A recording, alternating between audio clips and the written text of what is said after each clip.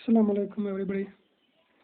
Dear students, take your pen and paper and write down density of a unit cell, a very important parameter of a unit cell. Density of a unit cell. So density जो है, as we know from our earlier class, density is simply defined as mass per unit volume. तो वही चीज़ यहाँ पे भी है, एक unit cell की डेंसिटी कैसे हम डिफाइन करेंगे. Density of unit cell is equal to mass of unit cell. UC means unit cell divided by volume of unit cell. Okay. Now, what is the mass of unit cell? अगर हम देखेंगे mass unit cell का क्या है? Mass of unit cell simply means the mass of particles present in unit cell. या mass of atoms की बात हम इस वक्त करेंगे. Mass of atoms in a total mass of atoms present in unit cell. So हमें पता है different unit cell में different number of atoms मौजूद होते हैं. For example, जो प्रिमिटिव क्यूबिक होती है उसमें 8 कार्नर्स पे 8, दैट मीन्स 1 एटम होता है. इस तरह से बॉडी सेंटर्ड में 2 होते हैं, एफसीसी में 4 होते हैं. तो डिफरेंट यूनिट सेल्स में डिफरेंट नंबर ऑफ पार्टिकल्स होते हैं. So we say that mass of unit cell किस चीज़ के बराबर होगा? Mass of 1 atom multiplied by number of atoms in unit cell. यानी जितने एटम्स इसमें होंगे उनके मास को सम करेंगे, that will be mass of unit cell simply. तो वही हमने लिखा है, मास ऑफ यूनिट सेल किसके बराबर होगा? एक एटम का मास ले लो, फिर मल्टीप्लाई करो कितने एटम्स हैं, तो वही हो गया सारे एटम्स का मास कलेक्ट करेंगे जो यूनिट सेल में मौजूद होगा. Now what is the mass of 1 atom? From our class 11th we know that mass of 1 atom is equal to atomic mass m divided by Na, Avogadro number. Okay, so you rewind it from your previous class. The mass of 1 atom is equal to atomic mass divided by Avogadro number. इसी तरह से मास of 1 molecule को भी निकालना हो तो हो गया वो किसके बराबर होगा? Molecule mass divide by Avogadro number.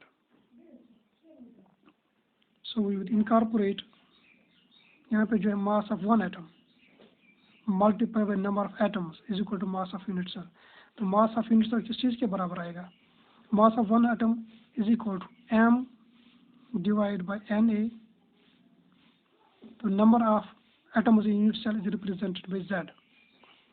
This is the mass of unit cell. ये जो मैंने यहाँ पे बॉक्स में रखा है, this is the mass of unit cell. इसमें जो है ये वाली quantity, this is the mass of 1 atom, m divided by Na. What is m? Atomic mass. What is Na? Avogadro number. Multiplied by Z. Z is the number of atoms in a unit cell. Primitive cubic में 1, Z is equal to 1, BCC यानी body center में Z is equal to 2, FCC में Z is equal to 4. Now coming to the volume of cube. Volume of cube is equal to length multiplied by breadth multiplied by height. लेकिन cube के जो सारे sides बराबर होते हैं जिनको हमने A और A के से यहाँ पे डिनोट किया है, A into A is equal to A cube. This is the volume of unit cell. So what is the density of unit cell? Density will be equal to mass of unit cell divided by volume of unit cell. Mass of unit cell हमने अभी निकाला है. Zm divided by Na is the mass of unit cell. कभी अलग से ये question पूछा जाता है and very important competitive exams में अक्सर पूछा जाता है mass of unit cell.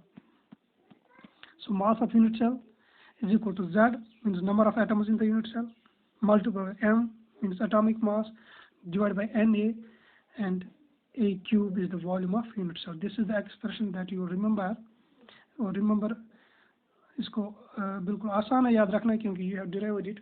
इसकी derivation भी बहुत आसान है. Density of unit cell, I will repeat it, is equal to mass divided by volume. Equation number 1. Mass of unit cell divided by volume of unit cell. The mass of unit cell किस चीज़ के बराबर होता है? Mass of unit cell is equal to m divided by Na multiplied by Z. यानी m atomic mass divided by Na Avogadro number into Z. Sorry, यहाँ पे है into Z. ये हो गया हमारा मास ऑफ यूनिट सेल. और volume of unit cell किसके बराबर है? Simply A cube. This is the density of unit cell. This density of unit cell is an very important parameter. इस पे आप अक्सर क्वेश्चन देखेंगे आगे. तो डेंसिटी पे क्वेश्चंस कैसे पूछे जाते हैं अक्सर? डेंसिटी एक यूनिट सेल की दी गई होती है and we have to calculate the atomic mass. बाकी सारी चीज़ें दी जाती है। This is the one pattern. कभी ऐसा होता है density is to be calculated, एक सिंपल सा क्वेश्चन होगा, डेंसिटी हमें निकालनी होगी, एन ए दिया, एन ए तो मालूम है कांस्टेंट 6.02 × 10⁻23, ए का वैल्यू दिया गया होगा, एम एटॉमिक मास भी दिया गया होगा, जेड भी दिया गया होगा, तो हमें क्या निकालना होगा, डेंसिटी। दो। And third type of question and very important type of question often is asked, density दी गई होती है, एटॉमिक मास भी दिया गया होता है और ए भी दिया गया होता है। वी हैव टू से which type of unit cell it is, which type of unit cell it is, that means क्या ये FCC है, BCC है या क्यूबिक प्रिमिटिव है, दिस वेरी इंपॉर्टेंट। तो हम कैसे निकालेंगे, हम यहाँ से Z निकालते हैं। जब सारी चीज़ें दी गई है, सिर्फ Z नहीं दिया गया होता है, तो we calculate Z, value of Z। तो अगर Z इज इक्वल टू 1 तो हम कहते हैं this is primitive cubic unit cell. If Z is equal to 4 what will be the unit cell, FCC यानी face centred cubic. If Z is equal to 2 तो body centred कहेंगे। ये वाला question अक्सर पूछा जा रहा है कि हमें बहुत सारे वैल्यूज दिए गए होते हैं, हमें Z निकालना होता है, फिर Z से हमें क्या बताना होता है, which type of unit cell it is.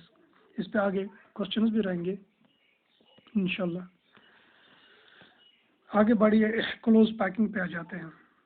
Close packing in solids, पहले समझेंगे क्लोज पैकिंग क्या है। Close packing is simply arrangement of constituents in such a manner so as to leave the minimum space vacant, यानी particles अपने आप को इस तरह से अरेंज करते हैं, वो चाहते हैं कि मैक्सिमम से मैक्सिमम स्पेस वो ऑक्यूपाई करें और कम से कम स्पेस वैकेंट रहे, वैकेंट या खाली रहे। ऐसे एक अरेंजमेंट ऑफ पार्टिकल्स को हम कहते हैं close packing, as the name employs close packing. Solids हमें पता है इनमें जो पार्टिकल्स का अरेंजमेंट होता है दिस 3 डायमेंशनल अरेंजमेंट। लेकिन 3 डायमेंशनल अरेंजमेंट समझने के लिए we start with 1 dimensional arrangement and 2 dimensional packing, यानी 1 डायमेंशनल पैकिंग और 2 डायमेंशनल पैकिंग हम पहले स्टार्ट कर लेते हैं, उसके बाद ही हमें 3 डायमेंशनल अरेंजमेंट जो है समझ आ सकता है। इसलिए मैंने यहाँ पे स्टार्ट किया है पहले close packing in 1 dimension. 1 dimension means 1 axis, it is simply the arrangement of particles in a straight line that is along 1 dimension, जैसे मैंने यहाँ पे दिखाया है। दिस हाइपोथेटिकल क्या कहते हैं इसको, हम पैकिंग कहेंगे, क्योंकि 1 डायमेंशनल जो है क्रिस्टल हमारे पास नहीं होते हैं। लेकिन समझ आने के लिए कि 3 डायमेंशनल कैसे बन जाता है, इसलिए हम पहले 1 से सिंपल से स्टार्ट करते हैं, फिर 2 डायमेंशनल थोड़ा सा कॉम्प्लेक्स, फिर लास्ट पे आ जाते हैं 3 डायमेंशनल पैकिंग पे। So what is 1 dimensional packing, it is simply arrangement of particles along a straight line. ठीक है, तो यहाँ पे आप देख सकते हैं कोई भी पार्टिकल लीजिए, ये फॉर एग्जाम्पल ये वाला particle, this in direct contact with 2 particles, एक यहाँ से और एक यहाँ से। तो the number of nearest neighbours, या उसको हम कहते हैं coordination number. The number of nearest neighbours of a particle in a crystal is called as coordination number.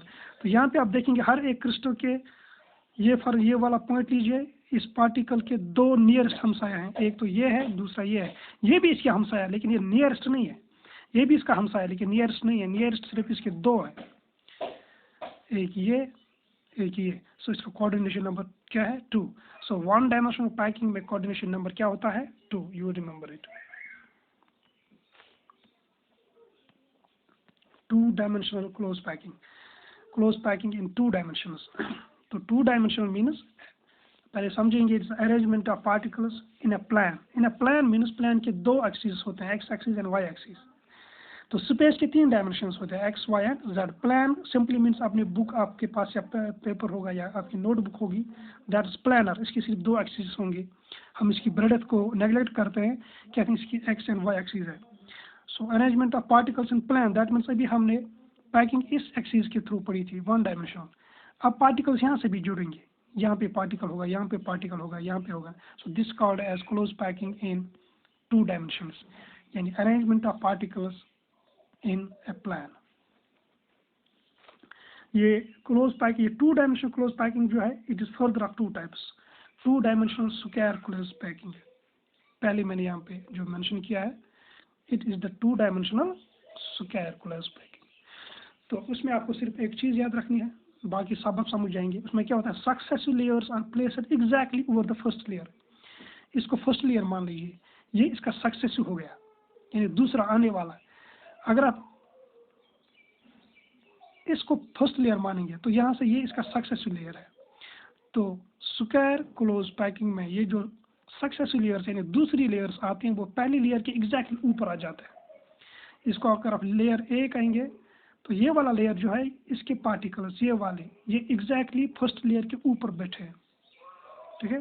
This packing gives rise, this type of arrangement gives rise to square close packing. तो क्या याद रखा आपने, in square close packing the successive layers are placed exactly over the first layer. ये first layer है, ये इसका success इसके ऊपर है, फिर ये वाली लेयर एग्जैक्ट इसके ऊपर होगी, इनके पार्टिकल्स के ऊपर, फिर जो यहाँ पे आने वाली लेयर होगी इसके पार्टिकल्स एग्जैक्टली इनके ऊपर होंगे। This type of arrangement gives rise to square close packing. अब आप यहाँ पे देख लीजिए कोऑर्डिनेशन नंबर क्या है। इस पार्टिकल को लीजिए यहाँ पे जो है जिसको मैंने यहाँ पे सर्कल किया है, I will use this pen. ये वाला पार्टिकल लीजिए, ये इसके नियरेस्ट नेबर्स कितने हैं जिसके साथ इसको तकरीबन टच है, एक तो ये है, दूसरा ये है, तीसरा ये है और चौथा ये वाला है। 4 nearest neighbours, coordination number is 4। कहीं पे भी आप देख लेंगे तो इसके नियरेस्ट नेबर्स जो होंगे किसी भी पार्टिकल के यानी जिनके साथ ऑलमोस्ट लगता है कि टच किया हुआ है, दीज आर 4 है ना। स्क्वायर क्लोज पैकिंग में कोऑर्डिनेशन नंबर इज 4। अब आप यहाँ पे कुछ एम्प्टी स्पेस भी देखते हैं, ये वाली ये एम्प्टी स्पेस, ये empty space, this empty space are called as voids and you see these voids are square in shape. यहाँ पे जो वाइड है ये वाली अच्छी तरह से देख लीजिए, आपको स्क्वायर सा लगेगा, इसीलिए इस पैकिंग को भी स्क्वायर क्लोज पैकिंग कहते हैं। तो स्क्वायर क्लोज पैकिंग के बारे में आपको क्या याद रखेंगे, कोऑर्डिनेशन नंबर इज 4। वाइड्स जो होती है यानी वाइड्स मीन्स अनऑक्यूपाइड, जहाँ पे empty space, these are square shaped. This type of arrangement of layers is called as AA type arrangement. AA type arrangement क्यों कहते हैं, हम कहते हैं पहले लेयर के जो पार्टिकल्स इनको A कहते हैं। अब जो सेकंड लेयर के पार्टिकल क्योंकि वो एग्जैक्टली इनके ऊपर बैठे हुए हैं, these are exactly the same as those of first layer, इसलिए हम इसको भी AA कहते हैं, A ही कहते हैं, A से ही डिनोट करते हैं। सो दिस टाइप ऑफ अरेंजमेंट, इसलिए हम इसको क्या कहते हैं, ए टाइप ऑफ अरेंजमेंट, क्योंकि हर एक लेयर के पार्टिकल्स या हर एक लेयर एक जैसी होती है। फॉर एग्जांपल कोई भी एक लेयर हम यहाँ से निकाल लेते हैं या ऐड कर देते हैं, it will be difficult for us to differentiate between different layers. ये लेयर है, ये लेयर है, यानी सिंपली आप याद रखें जब दूसरे लेयर के पार्टिकल एग्जैक्टली पहले लेयर के ऊपर होंगे उस वक्त हम ये कहते हैं कि सारे के सारे लेयर्स जो हैं these are identical and such an arrangement is called as AA type arrangement. Then two dimensional, क्योंकि मैंने बोला है two dimensional close packing of two types, एक तो आपने स्क्वायर देखा, इसका दूसरा जो है it is hexagonal close packing. तो हेक्सागोनल क्लोज पैकिंग में what the difference between square and hexagonal, पहले वही हम देख लेते हैं। In this arrangement successive layer is placed in the depression of the first layer, in the depression of the first. अब पहले समझेंगे डिप्रेशन क्या है। सपोज दीज आर 2 पार्टिकल्स, या यहीं पे मैं समझाऊंगा, दिस इज द लेयर। अब ये वाला स्पेस जो है this is the depression in first layer, जहाँ पे ये स्पेस, अब जहाँ पे थोड़ा सा स्पेस है, यहाँ पे भी, यहाँ पे भी, यहाँ, these are the depression of first layer. तो इसमें क्या होता है, जो सेकंड लेयर होती है this is not exactly placed over the first layer, it is placed in the depression of first layer. Suppose कर लीजिए this is the first layer, this is the successive layer और second layer. अब देखिए second layer के particles कहाँ हैं, first layer के exactly depression में, यहाँ पे, यहाँ पे, यहाँ पे। So this type of arrangement gives rise to hexagonal close packing when the particles of successive layer are placed in the depressions of the first layer। तो ऐसा एक अरेंजमेंट क्या होता है, that arrangement gives rise to hexagonal close packing। ये एक for example एक layer हम बनाएंगे, इस लेयर में जो आप यहाँ पे डिप्रेशंस देख रहे हो, ये वाले डिप्रेशंस, ये वाले डिप्रेशंस, अगर हम पार्टिकल वहीं पे डाल लेते हैं, यहाँ पे एक डालेंगे, यहाँ पे दूसरा डालेंगे, जैसे मैंने ऊपर यहाँ पे डाल दिया है, तो this type of arrangement gives rise to hexagonal hexagonal close packing. उसके बाद हम देखेंगे इसका जो है कोऑर्डिनेशन नंबर, एक पॉइंट मैंने यहाँ पे लिया है कोऑर्डिनेशन नंबर समझाने के लिए, ये वाला बीच का पॉइंट। इसको 6 नियरेस्ट नेबर जो है 6 ऐसे पार्टिकल्स हैं जिनके साथ इसको लग रहा है कि टच है। एक ये है, 2, 3, 4, 5 और ये वाला 6। उसके बाद जो बाकी हमसाए वो दूर है, वो थर्ड नेबर्स उनको कहेंगे हम।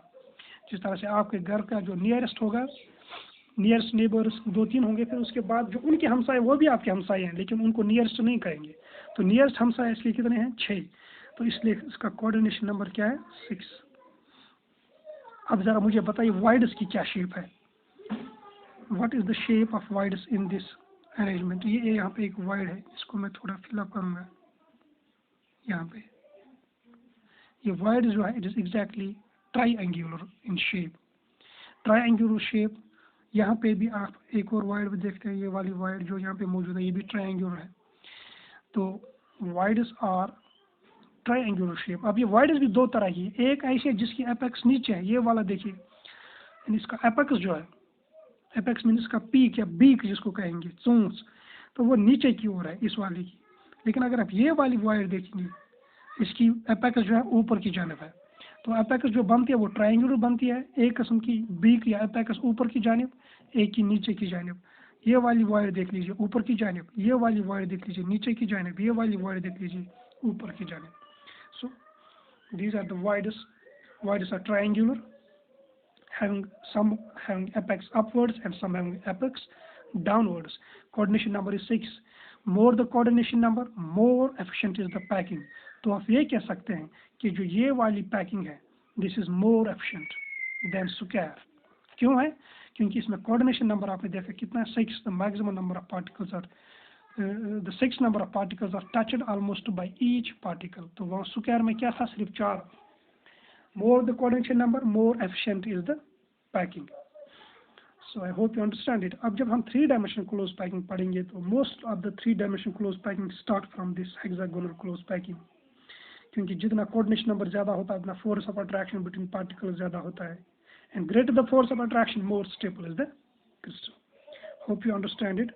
आज की क्लास में कोई भी confusion होगा मुझे बताइएगा।